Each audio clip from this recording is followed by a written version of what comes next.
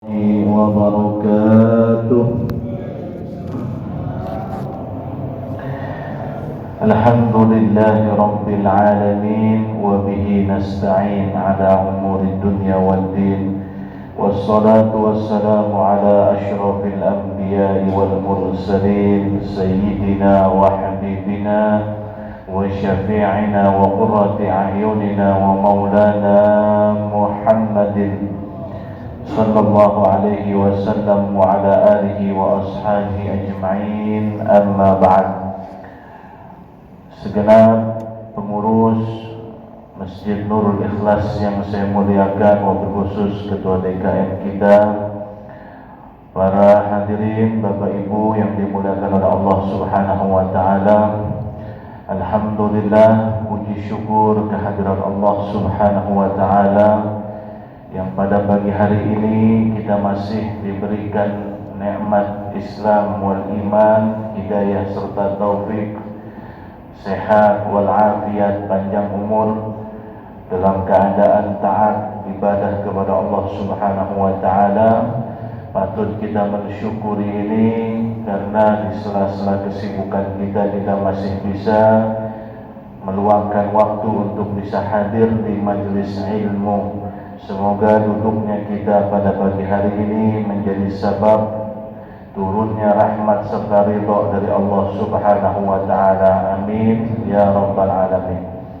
Para hadirin jamaah sekalian, ini pembukaan majelis rutin Sabtu subuh di masjid yang kita cintai ini. Betul Pak Ketua ya?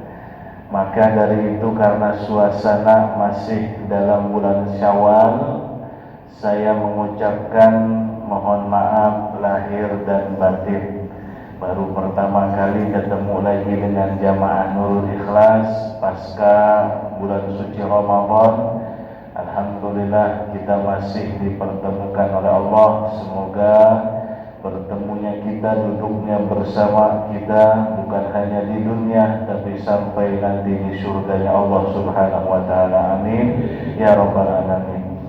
Sekali lagi saya ucapkan kepada Bapak Ibu mohon maaf lahir dan batin. Semoga amal ibadah puasa yang telah kita lakukan selama ini diterima oleh Allah dan menjadikan kita minal aidin wal faizin, orang-orang yang kembali kepada Allah dan orang-orang yang beruntung. Bapak Ibu yang dimuliakan oleh Allah Subhanahu wa taala, berhubung ini baru pembukaan, maka saya tidak bawa materi tasawuf, hanya kita sedikit akan membaca kitab Nasaihul Ibad, bagaimana makna Syawal di dalam kehidupan kita. Jadi makna bulan Syawal itu ada memiliki arti. Para hadirin jamaah yang dimuliakan, bulan Syawal ini tatkala kita selesai daripada bulan Ramadan, maka disebut dengan Idul Fitri dan kemudian berada di bulan Syawal. Apa makna Syawal itu? Syawal itu adalah, kata ulama, irtafa'ah. Ada 3 makna di dalam bulan Syawal. Pertama, bulan Syawal memiliki makna irtafa'ah, yakni meningkat daripada amaliyah kita, meningkat daripada ibadah kita, perbuatan baik, akhlak maupun yang lain-lain, meningkat pasca digembleng oleh Allah Subhanahu wa taala di bulan Ramadan. Maka orang yang dia berada di bulan Syawal seharusnya ibadahnya lebih meningkat ketimbang daripada sebelum bulan Ramadan. Nah, bulan Ramadan ini orang yang berhasil, orang yang beruntung, orang yang sukses melaksanakan ibadah puasa setelah bulan puasa, maka yang dulu Makanya kan kita kan Pak, kalau sweet kan ada 3 Pak. Sweet itu sweet dulu zaman kita kecil itu ada 3. Apa Pak? Jempol, telunjuk, kelingking. Sweet itu 3. Kelingking dulu tukang judi, dulu mabok, betul Pak? Dulu bajingan, dulu bangsat, gitu kira-kira. Dulu orang yang suka nipu, dulu lacur. Sekarang telunjuk. Sekarang nih. Jadi orang yang telunjuk sekarang saat ini harus lebih baik daripada yang dulu. Lewat Ramadan bertahun-tahun Pak kita ngelewatin Ramadan. Allah masih berikan kita kesempatan ketemu Ramadan kemarin. Tahun depan belum tentu. Ya. Kita umur udah 50 tahun, berarti 50 Ramadan udah kita lewatin. Tapi masih pengen jadi kelingking, belum mau jadi telunjuk. Karena sekarang ini kita, telunjuk ini sekarang diri kita. Dulu tukang sabung ayam, sekarang tobat. Dulu tukang bohongin orang, tukang nipu, tukang judi, mabok, sekarang sudah enggak. Nanti ujung-ujungnya Pak, harapan kita akhirnya jempol. Endingnya husnul khotimah. Ya. Dah biarin dulu. Ini jempol ending kita. Ya. Walaupun seburuk apapun masa lalu kita, maka kata Nabi begini Pak, Bu, la ta'jabanna ala amroini. Jangan kau terheran-heran atas 2 perkara. Ya. Pertama, kesolehan orang. Gak usah heran-heran banget kita kalau melihat orang itu soleh benar. Gak usah heran-heran. Saya lupa ya, ada kadang-kadang kita ya terkagum-kagum, takjub kita sama kesolehan orang. Masya Allah ya, beliau ini orang Jumatan jam 12, jam 10 udah nyampe masjid. Gak usah terkagum-kagum. Kata Nabi, pesan Rasulullah SAW. Dan juga yang kedua, jangan terkagum-kagum, jangan takjub, kaget dengan orang yang bejat. Insyaallah berumur 70 masih aja mabuk. Gak usah. Karena kenapa? Fa innaka la tadri bima yuhtamu lahu. Karena kamu nggak tahu itu orang nanti ujungnya bagaimana. Kita nggak tahu Pak, ujung kita itu bagaimana, ending kita, akhir kita seperti apa. Jadi kalau ada orang soleh benar semasa hidupnya, jangan terlalu kaget, jangan terlalu takjub. Ya. Kita kan takjub. Ya kalau motivasi boleh, ya. Termotivasi boleh. Itu orang masya Allah baik banget. Itu orang rajin di masjid boleh, tapi jangan tertakjub-takjub karena belum tentu dia akhirnya baik, husnul khotimah. Dan orang yang penjahat, pelaku maksiat juga jangan kita tertakjub-takjub. Itu orang gak ada ininya ya, gak ada kapoknya. Ya. Kalau dalam bahasa kita ya, berarti kan kita mulai kaget, terheran-heran. Kok udah umur segitu masih belum tobat gitu loh Mas. Nah ini kan berarti terheran-heran kita Pak. Kok bisa? Padahal udah kadang-kadang ketangkep KPK, balik lagi, tangkep lagi, balik lagi. Heran saya. Nah, gak usah terheran-heran. Ya. Jadi orang yang paling soleh pun kita jangan terlalu takjub, ya. Merasa kaget, terheran-heran. Orang yang paling bejat pun kalau kita nemukan jangan terlalu takjub. Bukan kata saya Bu, kata siapa? Rasulullah SAW. Ya. Karena kita nggak tahu di akhirnya itu seperti apa. Orang baik akhirnya bisa jadi buruk. Orang yang hidupnya pertengahannya buruk bisa jadi baik. Bahkan orang yang belum dapat hidayah bisa jadi dapat hidayah. Orang yang belum masuk Islam bisa jadi masuk Islam. Bahkan orang muslim kita Pak, belum ada yang jamin kita ini meninggal masih dalam keadaan iman dan Islam atau waliyadzubillah kita murtad dari Islam. Naudzubillah min dzalik. Gak ada yang jamin. Maka Rasulullah sampaikan sama kita jangan terheran-heran. Yang penting kita ingatlah Kalau orang sweet itu kelingking, telunjuk, jempol. Ya, dulu biarkan. Jadi pelajaran buat kita. Kita tukang mabok, tukang main perempuan, tukang judi, tukang sabung ayam, tukang berkelahi, ngadu domba, hasut orang, ngomongin orang dulu. Sekarang kita jadi telunjuk. Orang yang mulai memiliki kepribadian yang baik, akhlak yang baik, digembleng sama Ramadan, sadar bahwa bulan Syawal ini adalah irtafa'ah, di mana bulan meningkatnya amaliyah kita. Yang tadinya jarang ke masjid jadi sering ke masjid, yang tadinya jarang duduk di majelis ilmu jadi duduk di majelis ilmu. Bapak Ibu yang saya muliakan, ada satu hadis Rasulullah SAW mengatakan begini.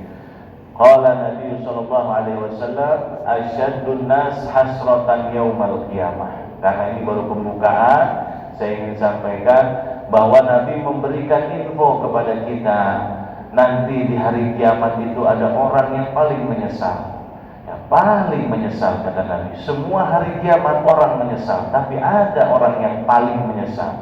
Kalau paling kan sudah paling-paling gitu. Ya, siapa? Kata sahabat, ya Rasulullah, orang yang paling menyesal itu. Apa jawabnya Nabi? Dialah orang ayyumkinu ayatlubahul ilma falam yatlubhu.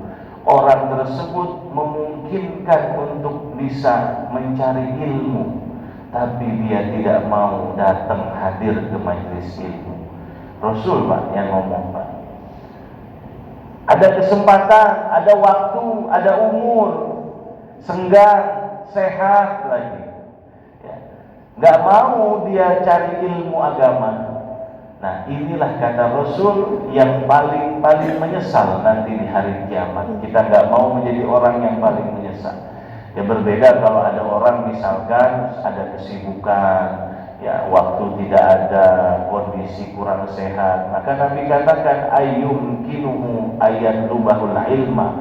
Orang tersebut memungkinkan, seharusnya bisa dia datang itu merumput di majelis ilmu, taman daripada taman-taman surganya Allah, tapi dia enggak.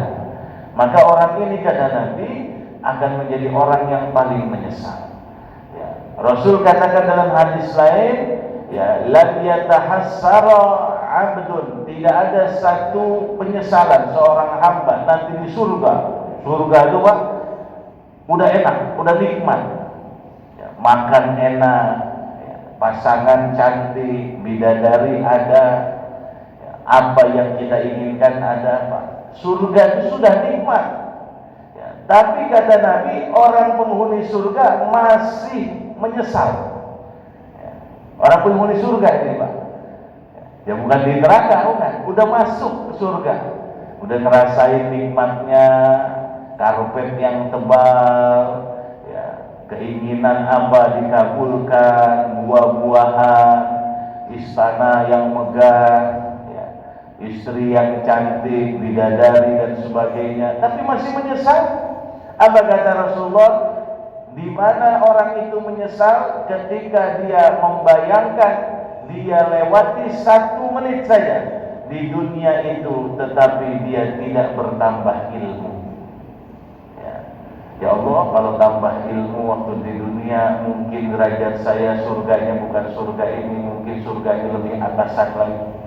Ya, padahal dari surga dua. Oh kata Nabi, orang satu yang masuk ke surga jatah, ya umatku itu masuk ke surga Pak, itu luasnya 60 kali bumi, ya, satu orang 60 kali bumi, ya. Umatku itu kata Nabi bidadarinya 70, itu yang paling rendah, yang paling rendah. Kalau yang sering datang subuh-subuh taklim sini 100 lah, ya. 100 lah. Ya, sering datang majelis ilmu, yang paling rendah itu 70 lah. Ya. Itu kata Rasulullah. Ya. Jadi 60 kali lipat daripada bumi ini, dan bumi ini kan luas Pak. Ya. Kita kan sekarang hidup di dunia dempet-dempetan, sempit-sempitan. Ya. Nanti di akhirat di alam surga juga ada namanya sempit-sempitan. Tapi masih nyesel itu Pak. Nyeselnya kenapa? Karena dia melewati satu waktu ketika di dunia, karena lam yadhkurillah, dalam satu riwayat dikatakan dia tidak berzikir kepada Allah. Dalam satu riwayat yang lain mengatakan bahwa dia telah melewati majlis-majlis ilmu, padahal dia mungkin untuk duduk hadir meskipun sesaat. Meskipun sesaat. Nah, oleh karenanya hadis ini ya menjadi acuan buat kita, menjadi motivasi buat kita agar kita tidak menjadi orang yang paling menyesal nanti di yaumul qiyamah dan menyesal ketika saat di surga. Amin ya rabbal alamin. Ya, jadi acuan buat kita, semangat Pak, buat kita, motivasi agar jangan kita berhenti, jangan kita ini bosan dengan duduk hadir di majelis ilmu, karena nanti kita akan tahu ganjarannya sebesar apa ketika di hadapan Allah Subhanahu wa taala. Ya. Jadi kata para ulama, irtafa, naik Pak, bulan Syawal itu naik, ya. Naik amal ibadahnya, naik kebaikannya, meningkat akhlaknya. Yang tadinya emosian sekarang kemana-mana senyum, ya, yang tadinya pelit jadi orang yang baik, ahli sedekah, orang yang derma. Nah, itu bulan Syawal. Yang kedua apa kata ulama? Bulan Syawal itu maknanya adalah ibtidaul khair, ya, memulai kebaikan. Jadi kalau ada orang yang ingin bertanya kepada kita kapan waktunya bagusnya kita memulai lembaran baru, memulai kebaikan, memulai kehidupan ini dengan lembaran yang baru, mulai usaha kita, mulai bisnis kita, mulai perniagaan kita, maka yang paling baik adalah di bulan Syawal. Oleh karenanya orang yang di bulan Syawal itu, karena dia menganggap bahwa ini adalah merupakan permulaan, maka dia meminta maaf kepada orang yang bersangkutan. Sebab kalau kita punya salah kepada Allah Subhanahu wa taala, cukup kita hanya minta ampun, mohon ampun kepada Allah. Tapi kalau yang berurusan dengan manusia, harus kita minta maaf kepada yang bersangkutan. Inilah yang menjadi kebanggaan kita orang Indonesia, Pak. Ya, bahkan di mana-mana halal bihalal. Ya, halal bihalal itu di Arab nggak ada. Ya, jadi kalau kita ke Arab nanya halal bihalal itu nggak ada. Jadi istilah Arab yang dipakai di Indonesia itu halal bihalal. Artinya apa halal bihalal? Kemarin kamu pernah saya sakitin, kemarin kamu pernah saya tempeleng, kemarin kamu pernah saya gunjing, pernah saya katain, ya. Maka sekarang ini saya saatnya minta maaf, ya, karena tidak ada yang bisa menyelamatkan, ya, dosa kita terhadap orang kecuali kita minta maaf kepada yang bersangkutan, ya. Minta maaf, maka mulailah ibtidaul khair. Ibtidaul khair itu maknanya, makanya disebut dengan memulai kebaikan.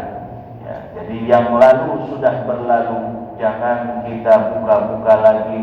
Mulailah bulan ini, bulan Syawal ini, melangkahlah dengan hal yang baik.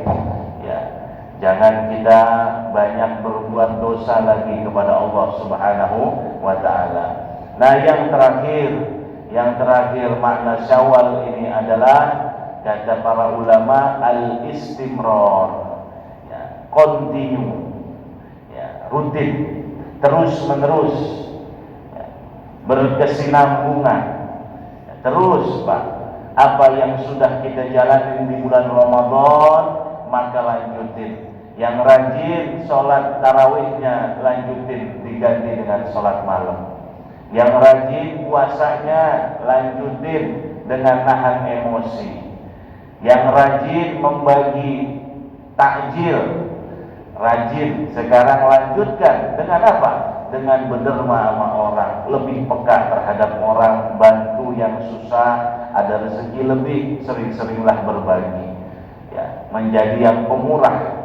Ya, ini bicara istimror. Karena kata ulama, kun rabbaniyan wala takun ramadhaniyan. Jadilah kamu hamba Allah, jangan jadi hamba Ramadan. Nah, sekarang ini banyak orang yang jadi hamba Ramadan. Bulan Ramadan rajin bener, tapi pas lagi di luar Ramadan hilang. Ya, berarti dia bukan jadi hamba Allah, masih jadi hamba bulan Ramadan.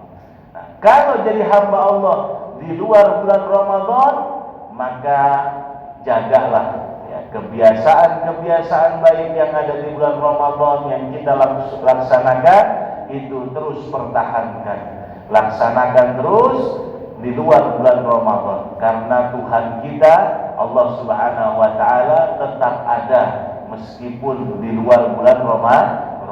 Maka ulama pesan, kun rabbaniyan wala takun ramadhaniyan. Jadilah kau hamba Allah, jangan jadi hamba Ramadan. Kalau jadi bulan Ramadan aja tarawih rajin, ya, sholat 5 waktu di masjid nggak pernah lewat. Sekarang di luar bulan Ramadan ke masjid juga nggak pernah. Ya, sholat malam itu kalau dipaksa, kalau lagi ada hajat.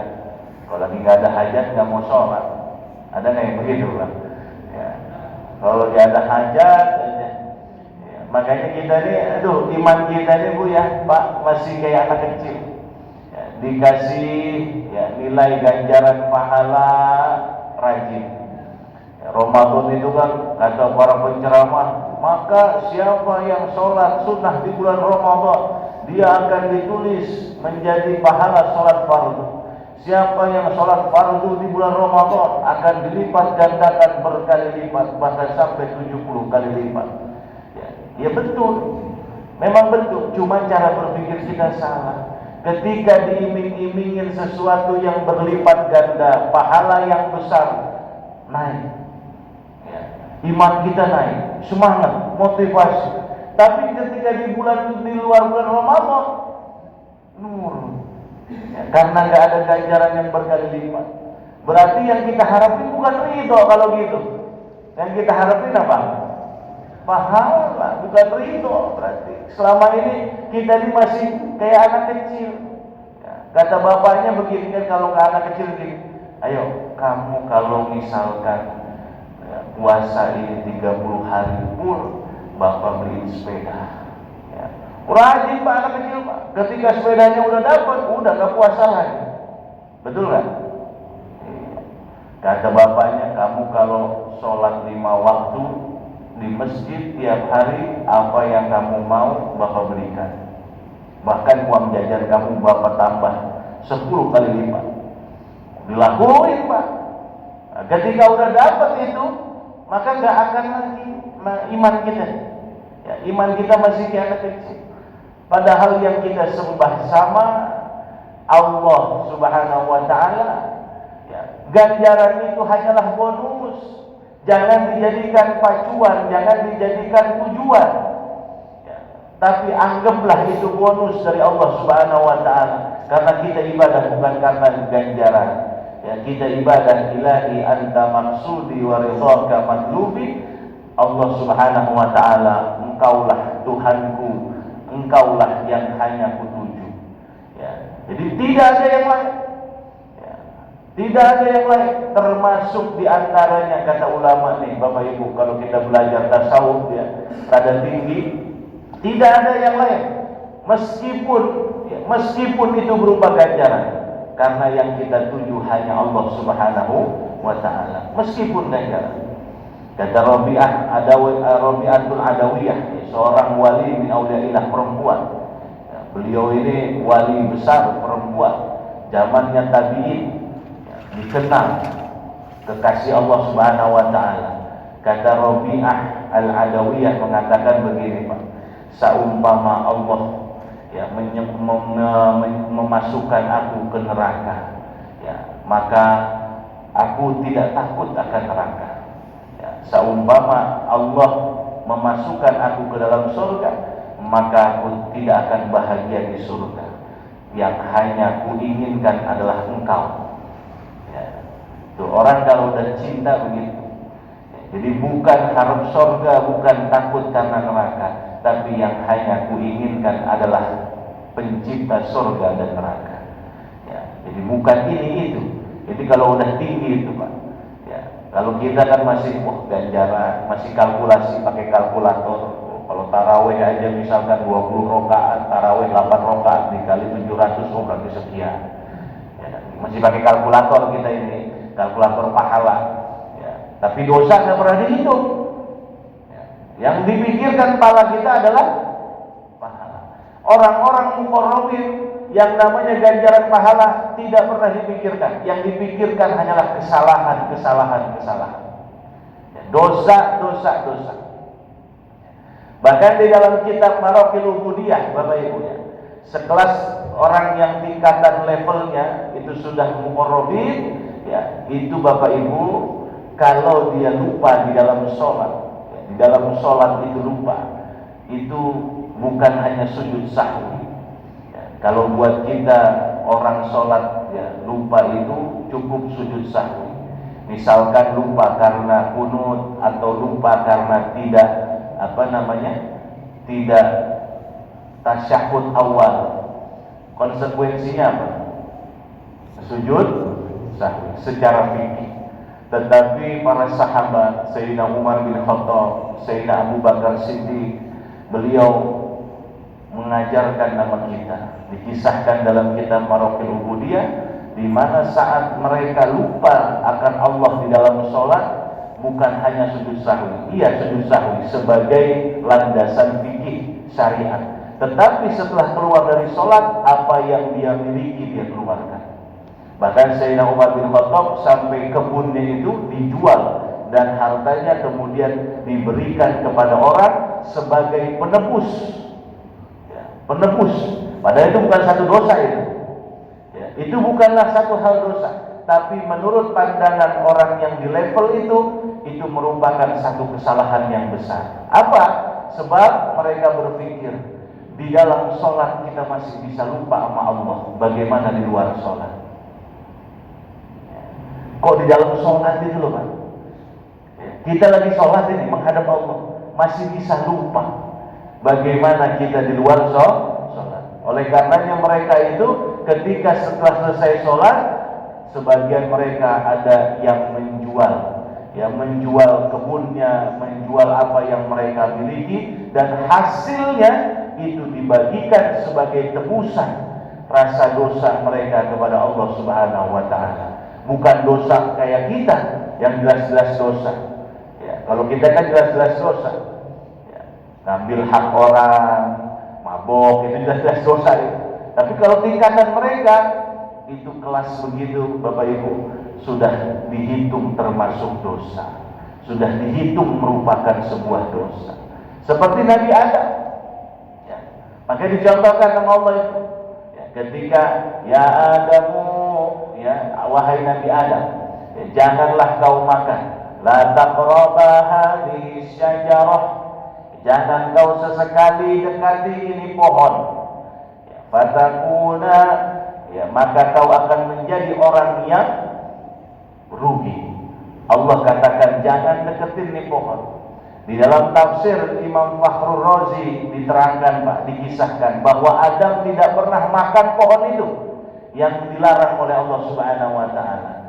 Dalam kitab tafsir Imam Fakhrul Razi mengkisahkan bahwa Nabi Adam tatkala bersama Hawa putar-putar Pak, namanya surga itu luas. Putar-putar itu Pak, putar-putar ketika sedang jalan-jalan namanya sama istri muda, kan jalan-jalan seneng Pak ya. Kalau sama istri muda yang jauh berasa dekat, betul kan? Ya, lama berasa sebentar, itu sama istri muda itu. Baru kawin, kira-kira gitu, bukan sama istri muda. Ya, jalan jauh, muter Nabi Adam.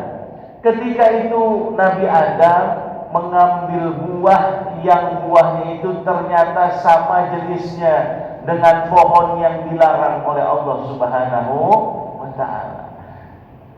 Jadi itu merupakan sebuah kesalahan. Bagi siapa? Bagi orang-orang yang di tingkat yang memiliki kedekatan dengan Allah Subhanahu wa Ta'ala.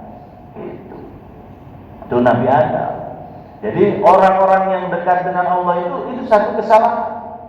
Padahal bukan to the point, Pak. Bukan pohon yang Allah larang itu yang Nabi Adam makan, bukan. Tetapi jauh di sana, akan tetapi ternyata buah itu masih satu jenis dengan pohon yang dilarang oleh Allah. Ya.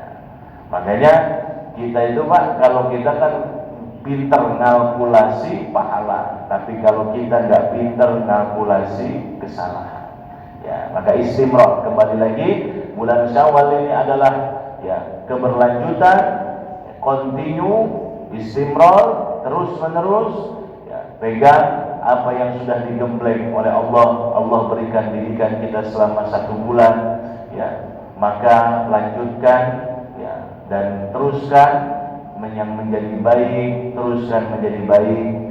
Jangan kita tinggalkan yang biasanya baca Quran, sekarang nggak pernah baca Quran. Ya, kalau di Ramadan baca Quran, megang Quran, dikit-dikit Quran, dikit-dikit Quran. Sekarang kalau di luar Ramadan, ya Qurannya dikit. Ya, dibalik. Kalau Ramadan dikit-dikit Quran. Kalau di luar Ramadan, Qurannya dikit. Ya. Hah? Iya, Qurannya dikit. Dalam Ramadan Quran mulu pegang. Pas lagi di luar Ramadan, nah itu diteruskan, dilanjutkan. Ya. Dipertahankan seperti itu. Meskipun habis sholat itu hanya 1 ayat, meskipun ya. Misalkan kita baca habis subuh nih, A'udzubillahi minasyaitonirrajim, Bismillahirrahmanirrahim, ya alif lam mim, Shadaqallahul azim. Nggak apa-apa, ya nggak apa-apa. Nanti al-zuhur lanjut lagi, A'udzubillahi minasyaitonirrajim, Bismillahirrahmanirrahim, Dzalikal kitabu la raiba fihi hudal lil muttaqin, Shadaqallahul azim. Nggak apa-apa, ya begitu. 1 ayat setiap habis sholat. Itu hal yang remeh, Pak, sebenarnya. Cuman kalau kita rutinkan, Pak, luar biasa ini. Ya, cepat khatamnya ketimbang daripada orang yang ngejar khatam sebulan. Ngejar khatam sebulan itu pun Ramadan. Ya kan? Ngejar khatam. Tajwid diterabas. Apa juga dilewat. Pokoknya di ya target pokoknya lah. Baca itu nggak karuan, ya semua ditabrak semua, ya. Alladzina yu'minuna bil ghaibi wa yuqimuna as-salata wa mimma razaqnahum yunfikun. Padahal tapi yunfikun udah diterabas saja semuanya itu, ya, karena ngejar apa? Ngejar kita ini target, ya, seakan-akan harus, ya. Saya bacakan sedikit, ya, orang kelebihan baca Quran yang kuantitas dengan kualitas, ya. Faidatun, satu faedah, ja'a fil athar, dikatakan dalam hadis Rasulullah SAW, inna man qara'al Qur'ana qa'iman fis shalah, siapa orang yang membaca Al-Qur'an dalam keadaan berdiri di dalam sholat, kana lahu bi kulli harfin mi'atu hasanatin, maka setiap 1 huruf 100 kebaikan. Bukan 10, Pak, 100. Kalau orang bacanya ketika lagi sholat posisi berdiri, ya, maka kalau ada orang sholat posisi duduk 50, ya. Jadi 1 huruf 100. Ya, kalau kita duduk tadarus itu 1 huruf berapa? 10. Ya, tadarus itu, Pak. Ya, atau baca sendiri 1 huruf 10. Beda apa dalam sholat? Ya, dalam sholat. Ya, makanya kalau imam rada panjangan berarti imamnya pengen pahalanya besar. Ya. Makanya kenapa kok berat? Ya, kenapa berat? Ya memang berat. Memang berat, maksudnya sesuai dengan ganjaran. Orang kan kalau sholat itu, di dalam sholat imam terlalu panjang kan, aduh suwe ini, ya, kelamaan ini. Padahal pahalanya besar itu. Ya. Tapi imam lihat-lihat juga lah, orang pengen kerja jangan lama-lama lah. Ya, pengen kerja dilamain bacanya, jangan 3 ayat aja, 4 ayat cukup. Ya, tapi kan ada orang yang nggak sabar pak, udah 3 ayat, 4 ayat imamnya sudah toleransi, tapi masih gerutu aja. Imam lama-lama biasa aja, surat pendek aja, ya, sama saja sebenarnya. Ya, sebenarnya pengennya mungkin niatannya imam biar supaya kita dapat pahalanya 100 kali lipat. 1 huruf pak. Wa in kana qaidan, kalau dia duduk, sholatnya dalam kondisi duduk, maka khamsuna 50. 1 huruf itu 50 kali lipat. Jadi makanya bukan hanya di Ramadan, setiap sholat. Makanya Bapak Ibu kalau lagi sholat, meskipun sholat sunnah jangan tinggalkan surah, ya, surah tambahan. Meskipun surah paling terpendek, Inna a'tayna kal kautsar. Meskipun surahnya cuma 3 ayat, jangan sampai tinggalkan. Ya. Karena orang yang baca ayat Quran, itu kan Inna a'tayna ayat Quran, ya. Atau wal asri juga ayat Quran. Nah, tapi kalau dihitung per huruf, berapa huruf itu sudah, ya, maka pahalanya 100 kali lipat. Tapi kalau kondisi duduk sholatnya 50. Wa in kana fi ghairi shalah ala taharatin 25. Nah, kalau kondisinya di luar sholat, tapi dia dalam keadaan suci, ya suci, sudah wudu, ya. Jadi kan Quran itu la yamassuhu illal mutahharun. Jangan ada yang menyentuh Quran kecuali sudah bersuci, sudah berwudu, ya, lepas dari hadas besar, lepas dari hadas kecil. Maka pahalanya 25 kali lipat, ya, per huruf, ya, pahalanya 25 per huruf, ya.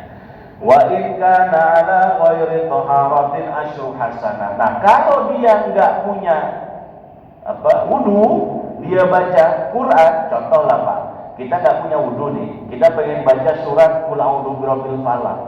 Ya, sebab tadi pas lagi ngelirik-ngelirik habis subuh kok kayak ada setan gitu kan. Akhirnya kita baca, oh ini kayak ada setan ini, Qul a'udzu birabbil falaq, syarri ma khalaq.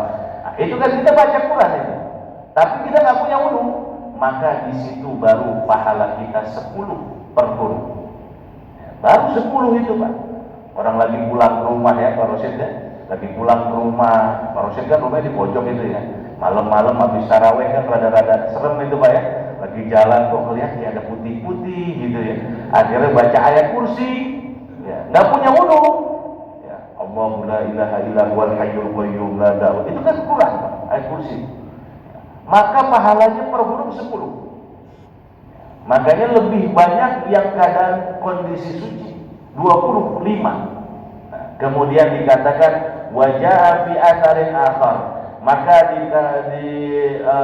dalam riwayat lain dikatakan man qara'al Qur'an, siapa orang yang baca Al-Qur'an wa huwa ya'lamu lima rufi'a wa lima nusiba, dan dia mengetahui kenapa ini menjadi rafa, kenapa ini dhammah, kenapa ini fathah. Ya, misalkan ihdinas siratal mustaqim, kenapa toknya jadi tok, bukan tu, bukan ti. Ya, kata Nabi, siapa orang yang baca Al-Quran dan dia mengetahui ilmunya, kenapa ini jadi dhammah, kenapa ini jadi fathah, kenapa ini jadi kasrah, kana lahu bi kulli harfin 700 hasanatin. Maka setiap satu huruf pahalanya 700 kebaikan. Satu huruf 700 kebaikan. Ini yang ngerti ilmu nahu, ilmu sorof. Kalau kita misalnya bilangnya ilmu saraf, ya, ilmu nahu dan ilmu saraf, ya, sorof. Ya.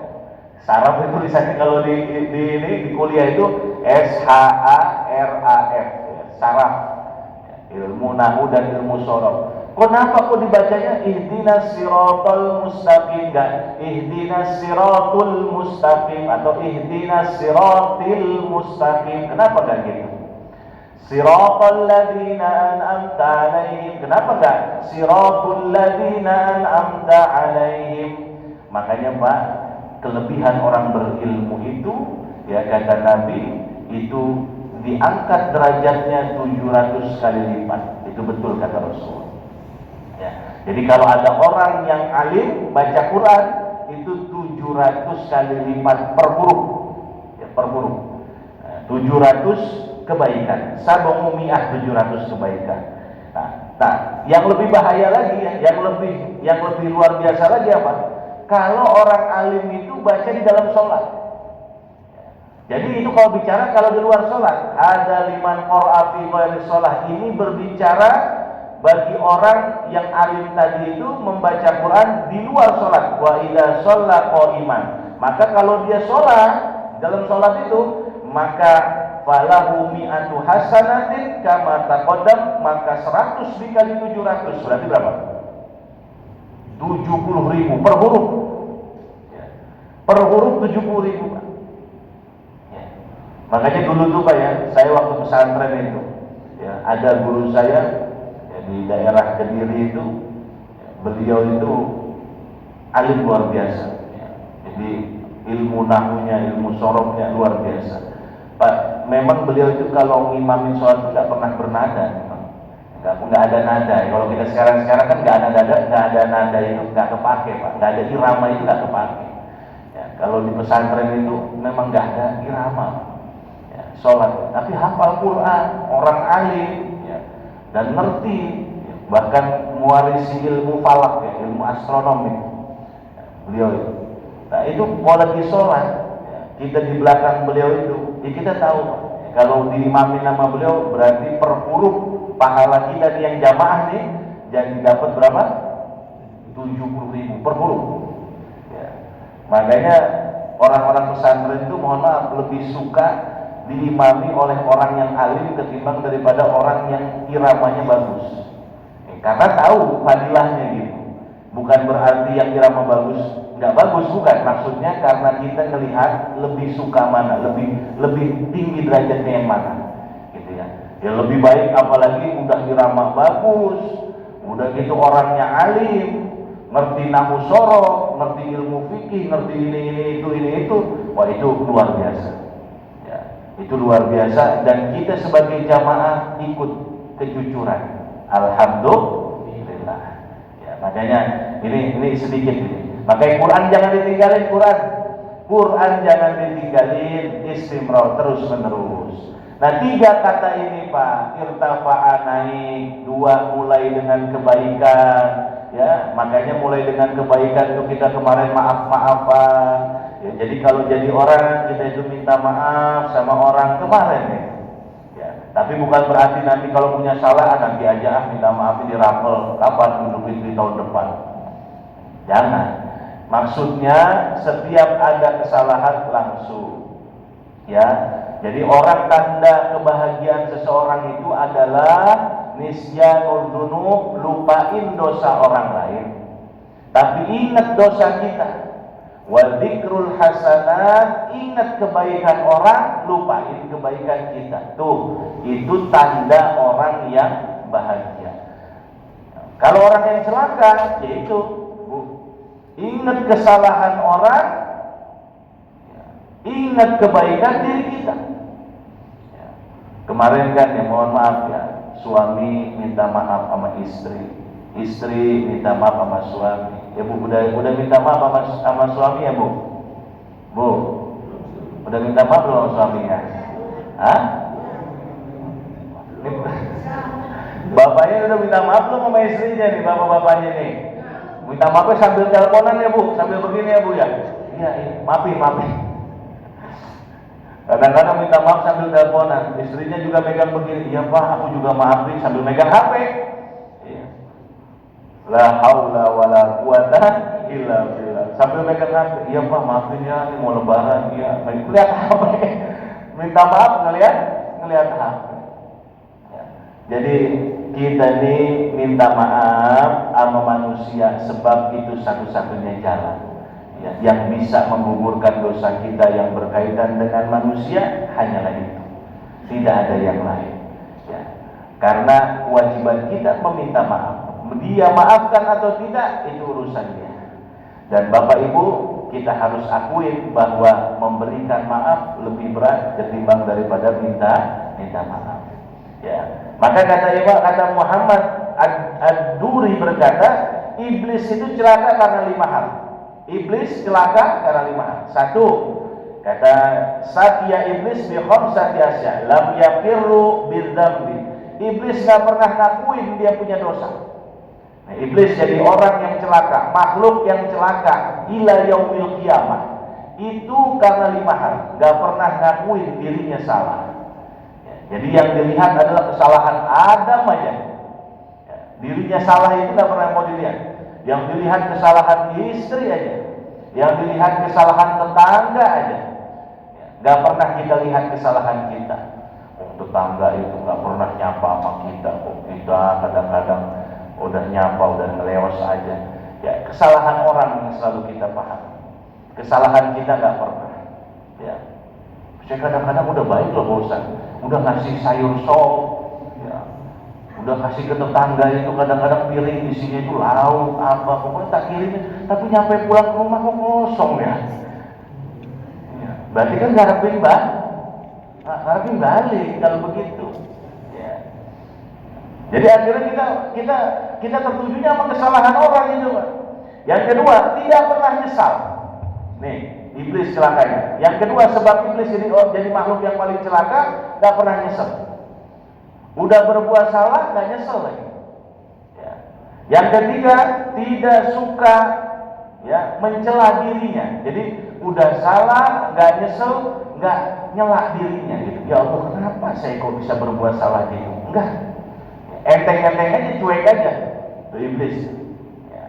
Yang keempat, tidak punya niat bertobat. Ya. Jadi nggak punya niat untuk tobat kepada Allah. Udah dia berbuat salah, tidak menyesali, tidak mengakui dianya salah, kemudian dia juga tidak mau mohon ampun. Yang kelima, putus asa dari rahmat Allah. Udah berbuat salah, ya Allah, palingan Allah nggak bakalan maafin saya. Padahal iblis itu terakhir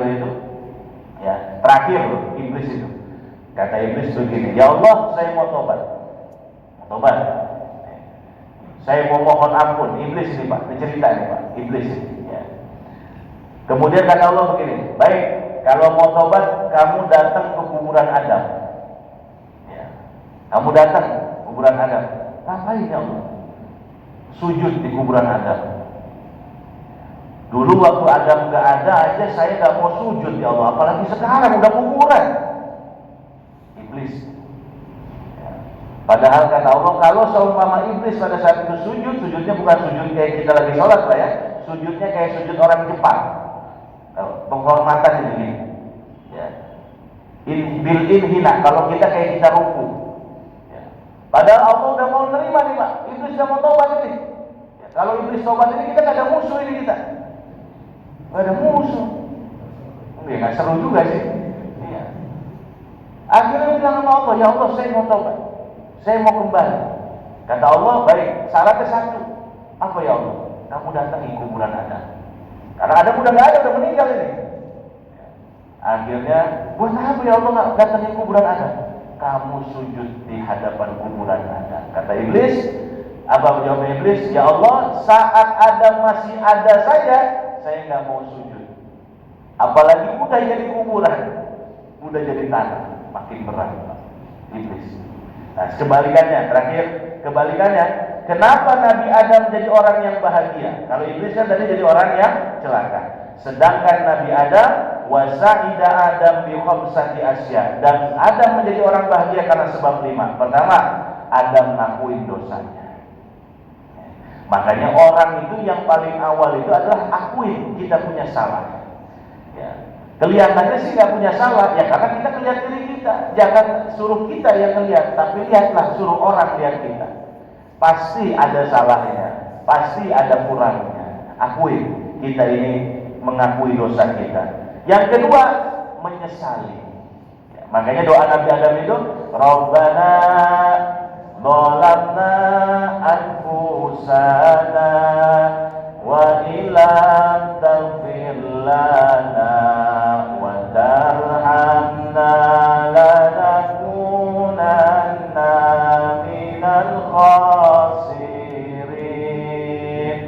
Rabbana ya Rabbana zalamna anfusana wa ilam taghfir lana wa tarhamna lanakunanna minal khasirin. Zalamna anfusana. Adam akui, ya Allah, aku zalim sama diri aku. Ya, akui. Jadi sudah mengakui, menyesali Nabi Adam itu. Meskipun dosa, tapi itu memang sudah dosa, kata Adam.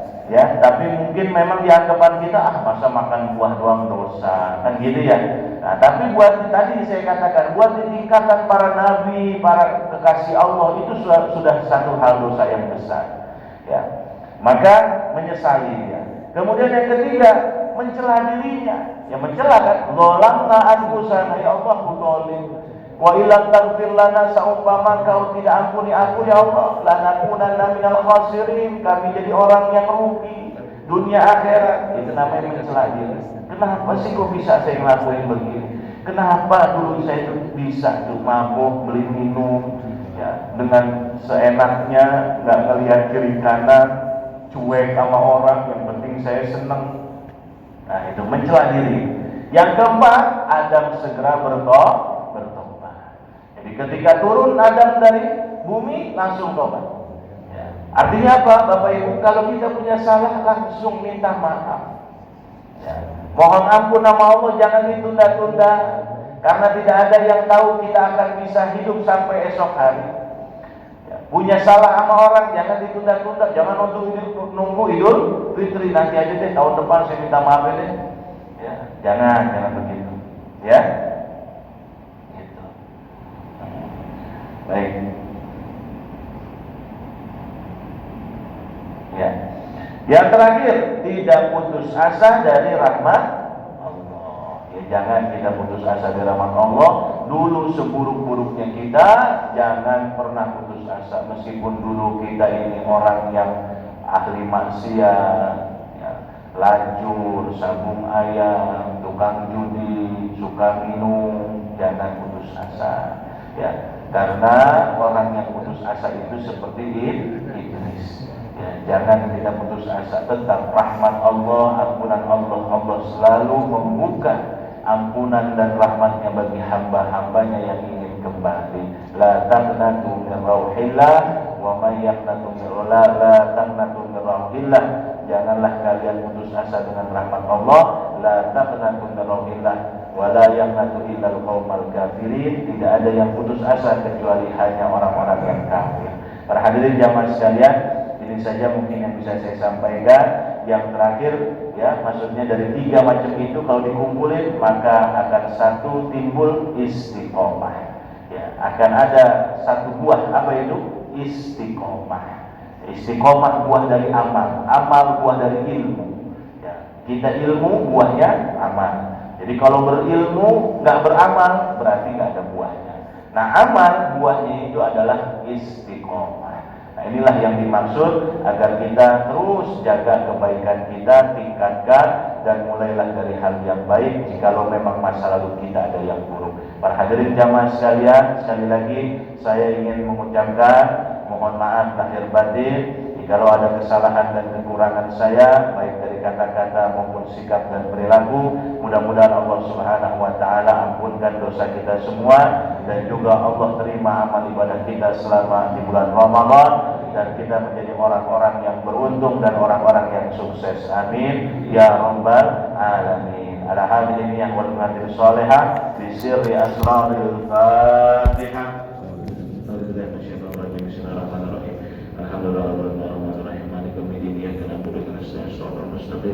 صراط الذين أنعمت عليهم غير المغضوب عليهم ولا الضالين آمين. واعف عنا يا كريم واعف عنا يا رحيم يا أرحم الراحمين ارحمنا. اللهم صل على سيدنا محمد وعلى آل سيدنا محمد اللهم بحق الفاتحة وبسر الفاتحة وبقرابة الفاتحة وبحق من أنزل في صلاة الفاتحة يا فارج الهم يا كاشف الغم يا من لعبده يغفر ويرحم رب فانفعنا بما علمتنا وعلمنا ما ينفعنا وارزقنا كمال المتبادل وظاهرا وباطنا يا أرحم الراحمين ربنا بارك لنا في بكورنا بارك لنا في أموالنا وأهلنا وذرياتنا وأولادنا وكل شيء أعطيتنا بارك اللهم في جمع كسبنا وكل أمور الأسر يا يهد المحر ربنا اغفر لنا ولإخواننا الذين سبقونا بالإيمان ولا تجعل في قلوبنا غلا للذين آمنوا ربنا إنك رؤوف رحيم ربنا لا تزغ قلوبنا بعد إذ هديتنا وهب لنا من لدنك رحمة إنك أنت الوهاب ربنا تقبل منا إنك أنت السميع العليم وتب علينا إنك أنت التواب الرحيم ربنا آتنا في الدنيا حسنة وفي الآخرة حسنة وقنا عذاب النار وصلى الله على سيدنا محمد النبي الأمي وعلى آله وصحبه وسلم سبحان ربك رب العزة عما يصفون وسلام على المرسلين والحمد لله رب العالمين. Kurang lebihnya mohon maaf. Adanallahu wa iyyakum ajmain. Assalamualaikum warahmatullahi wabarakatuh.